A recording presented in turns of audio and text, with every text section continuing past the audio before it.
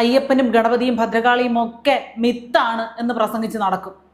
ഇതിലൊന്നും വിശ്വാസമില്ല എന്ന് പറഞ്ഞ് നടക്കും. എന്നിട്ട് നിക്കക്കള്ളി ഇല്ലാതെ വരുമ്പോൾ അവരെയൊക്കെ തന്നെ പിടിച്ച് ആണയിടേണ്ടിയും വരുന്നു. ഗതികേടെ, നിന്റെ പേരോ കമ്മ്യൂണിസം? തക്ക ശിക്ഷ ദൈവം കൊടുക്കും. ഞാൻ പറയാണ്, അയ്യപ്പൻ കൊടുക്കും, പിന്നെ അവിടുത്തെ ഭദ്രകാളിയും കൊടുക്കും. ഇതാ കണ്ടോ, റെയിൻകോട്ട് സഖാവ് അയ്യപ്പൻ, ഭദ്രകാളി, ശിക്ഷ, ദോഷം എന്നൊക്കെയുള്ള വാക്കുകളൊക്കെ ഉപയോഗിക്കുന്നു. 10 വോട്ടിന് വേണ്ടി റെയിൻകോട്ട് മാറുന്നത് പോലെ അല്ല, ഡ്രസ്സ് മാറുന്നത് പോലെ നിലപാടുകൾ മാറ്റാൻ പറ്റുമല്ലേ എണ്ണ?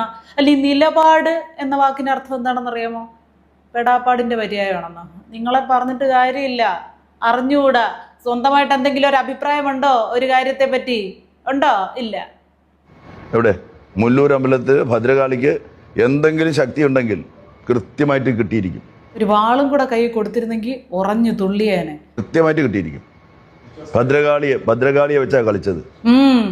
ഭദ്രകാളിയൊക്കെ തൊട്ട് കളിച്ചാൽ വിവരം അറിയും. അയ്യപ്പനെ തൊട്ട് കളിച്ചാൽ അറിഞ്ഞുകൊണ്ടിരിക്കുന്ന വിവരമാണ് നമ്മൾ അടുത്ത മാസം അറിയാൻ പോകുന്നത്. അതങ്ങ് മാറ്റി വെച്ചേര്.